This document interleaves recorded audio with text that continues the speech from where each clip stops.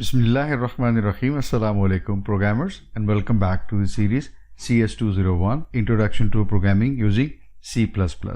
कैसे हैं आप लोग? खैरियत से हैं? आप देख रहे हैं कि हम आहिस्ता आहिस्ता अपने जो पीसेस हैं पजल के वो कनेक्ट किए जा रहे हैं। हमने सिंपल प्रोग्राम्स बनाना सीख लिए हैं, उसके बाद हमने कंडीशनल स्टेटमेंट देखी, फिर हमने इफ एल्स का कॉन्सेप्ट देखा, मल्टीपल इफ एल्स देखी, फिर हमने स्विच देखा, हमने for, while loop, do while loop. तो ये सारे बिट्स पीसेस हम इकट्ठे करते जा रहे हैं और आहिस्ता आहिस्ता हमारी जो प्रोग्रामिंग है वो थोड़ी सी एक्सटेंसिव या एनहेंस होती जा रही है। तो आज हमारा लेक्चर 9 है और उसका पार्ट 1 है। तो लेक्चर 9 में हम जो चीज़ डिस्कस कर रहे हैं वो है फंक्शंस। तो हम देखते हैं कि फंक्शंस क्या होती हैं। बहुत ही इंटरेस्टिंग सब्जेक्ट है आज का हमारा, और फंक्शंस जो है वो किसी भी लैंग्वेज में बड़े इंटरेस्टिंग होते हैं और बड़ा पिवटल रोल प्ले करते हैं। तो हमारा आज का एजेंडा क्या होगा जी? हम सबसे पहले देखेंगे कि प्रोग्रामिंग लैंग्वेज में फंक्शन से क्या मुराद है।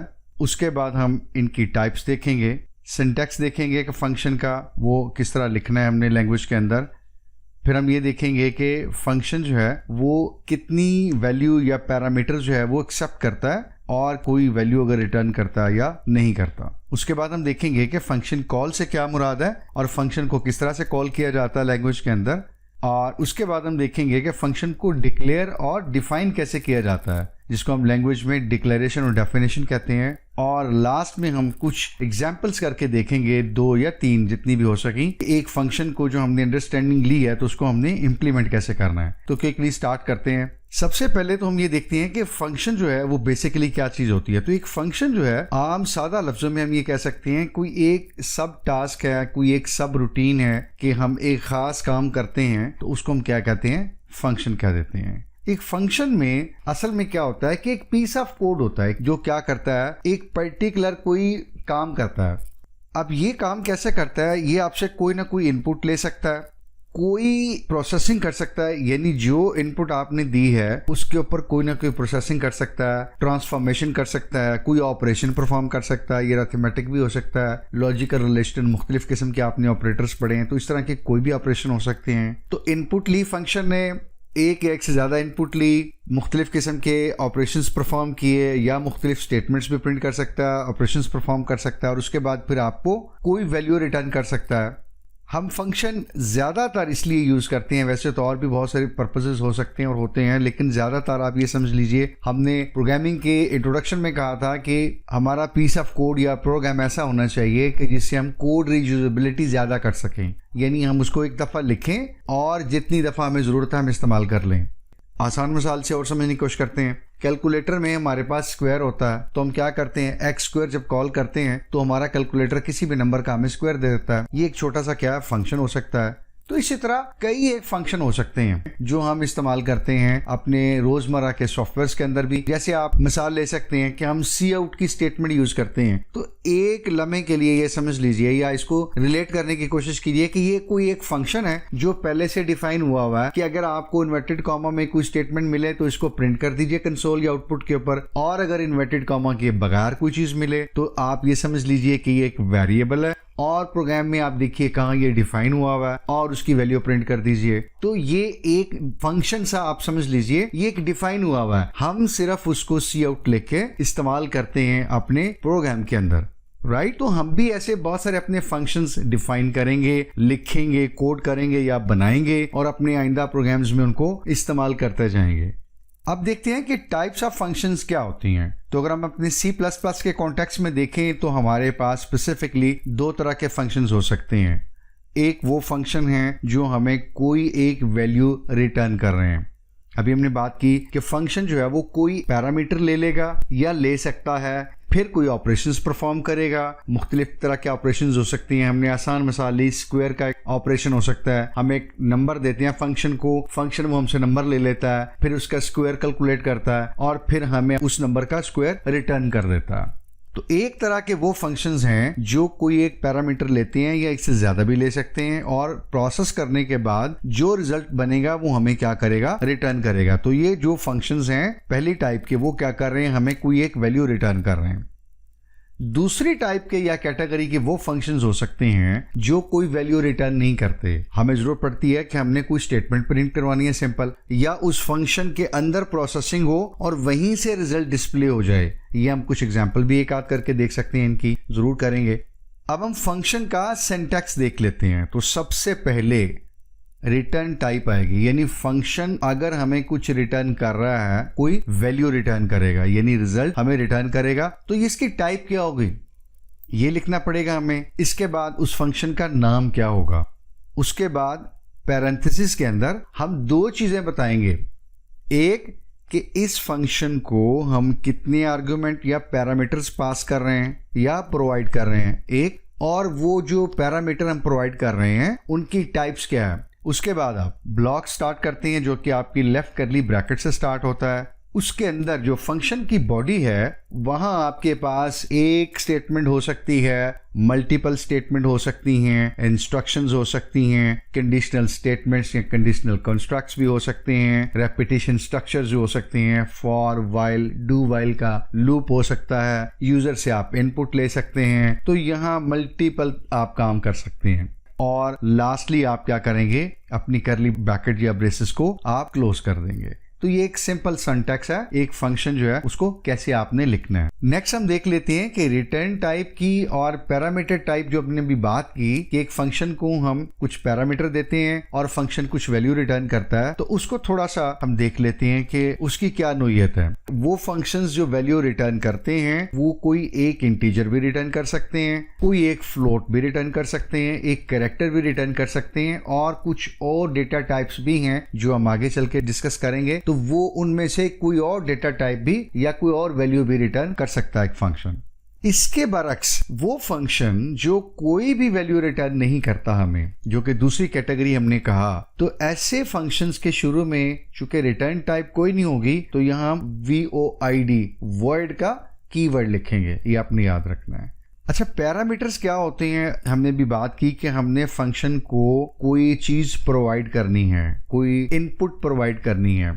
देखिए, हमने किसी इनपुट पे कोई ऑपरेशंस परफॉर्म करने हैं या कोई फंक्शन जो है वो एग्जीक्यूट करना है, तो जो इनपुट हम अपने फंक्शन को दे रहे हैं वो हमारी सैलरी हो सकती है, जिसके ऊपर टैक्स कैलकुलेट होना है, तो हमारी सैलरी इन दिस केस क्या है, पैरामीटर है। तो इसी तरह से हमने ये देखना है मिसाल के तौर पे कि कोई स्टूडेंट जो है उसका रिजल्ट क्या है, तो उस स्टूडेंट की जो आईडी होगी या रोल नंबर होगा या आइडेंटिफिकेशन होगी, जो फंक्शन रिजल्ट चेक कर रहा होगा तो हम उसको उस स्टूडेंट की आईडी पास करेंगे। तो उस स्टूडेंट की आईडी वो क्या होगी, एक पैरामीटर हो सकता है। पैरामीटर ये एक भी हो सकता है, एक से ज्यादा भी हो सकता है। मिसाल के तौर पे आप यूजर नेम भी देते हैं और पासवर्ड भी देते हैं, तो हम यूजर नेम और पासवर्ड दो चीजें लेके हम अपने फंक्शन को पास कर रहे हैं कि ये यूजर लॉगिन भी हो सकता है, नहीं हो सकता, इसका यूजर नेम एग्जिस्ट करता है, ये रजिस्टर्ड यूजर है, यूजर नेम यही है, और अगर यूजर नेम यही है तो क्या पासवर्ड भी यही है। तो अब हम दो चीजें पास कर रहे हैं अपने फंक्शन को, यूजर नेम और पासवर्ड। तो ये दो भी हो सकती हैं, तीन भी हो सकती हैं, पैरामीटर्स चार भी हो सकते हैं, तो ये नहीं भी हो सकता है किसी फंक्शन को, जरूरी नहीं हम दे पास करें, एक भी हो सकता है, मल्टीपल भी हो सकते हैं।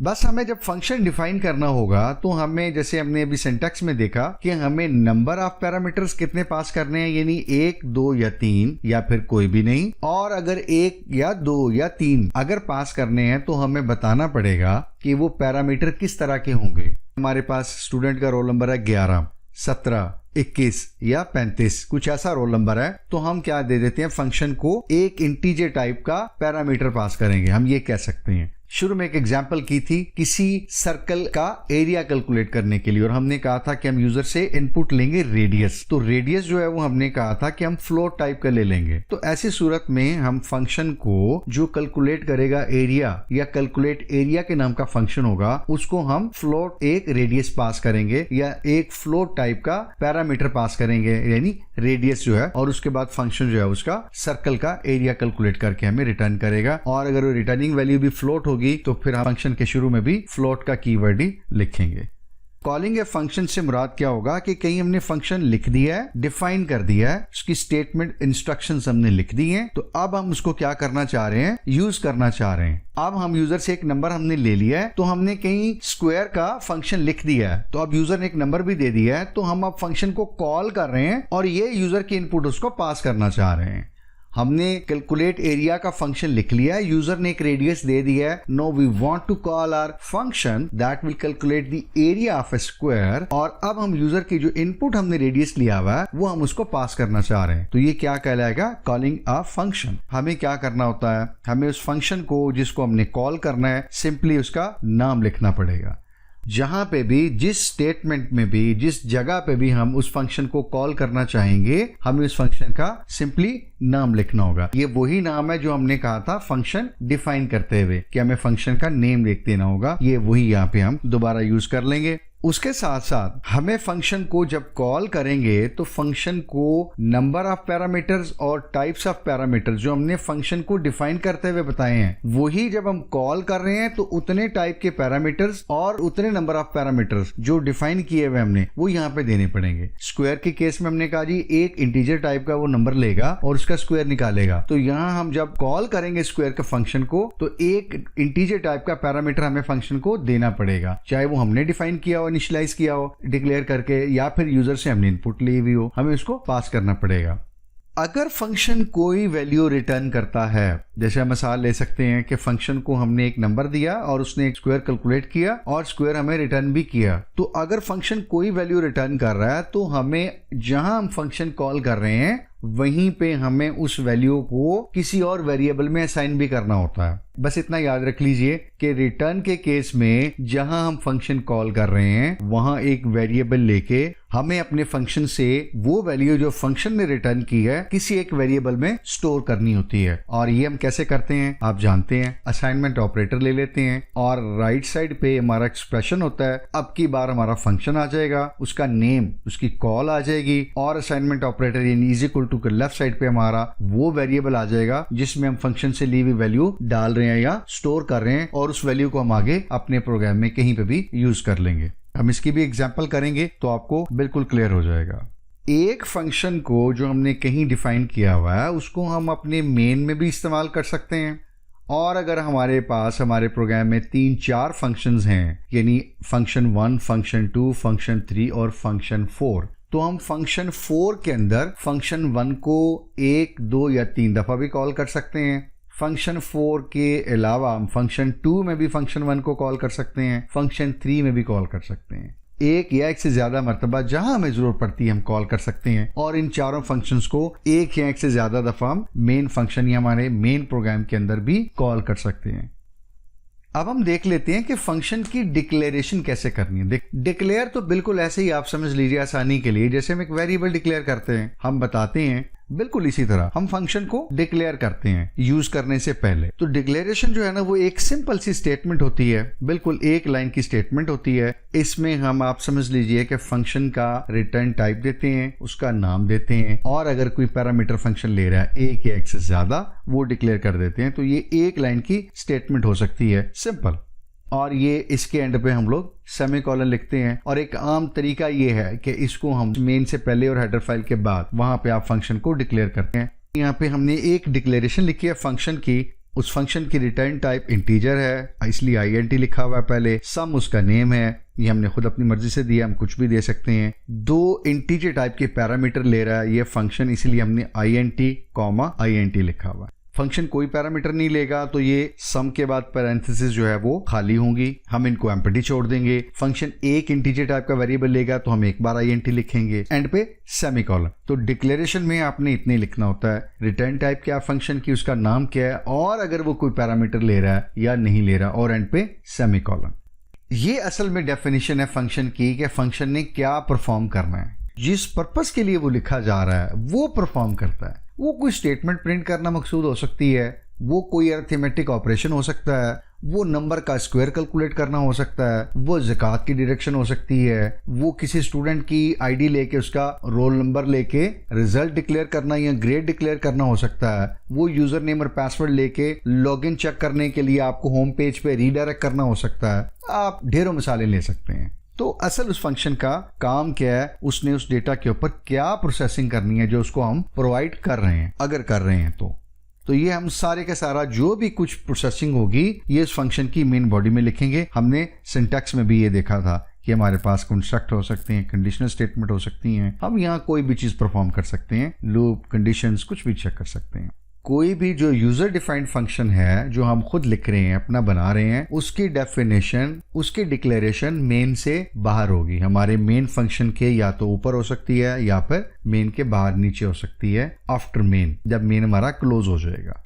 तो ये एक ओवरव्यू और एक इंट्रोडक्शन था कि फंक्शन क्या होता है, यूजर डिफाइंड फंक्शन जो हमने बनाने हैं वो किस तरह बनाएंगे, उसका सिंटैक्स क्या है, उनकी टाइप्स कितनी हैं, पैरामीटर्स वगैरह कितनी क्या चीजें हैं। तो ये हमने डिटेल से सारी चीजें देखी हैं। पार्ट 2 में हम कोशिश करेंगे कि इन फंक्शंस की 3 या 4 एग्जाम्पल्स करके देखें मुख्तलिफ किस्म की, ताकि जो हमने कॉन्सेप्ट यहाँ रिव्यू किए हैं तो वो वहाँ पे उनको हम इम्प्लीमेंट करें, ताकि थोड़ा सा हमारा कॉन्सेप्ट वो भी अच्छा स्ट्रेंथन हो जाए, थोड़ा सा रिफाइन हो जाए और थोड़ा सा हम फेमिलियर हो जाए कि एक्चुअल फंक्शन डिक्लेयर कैसे करना है, यूज कैसे करना है।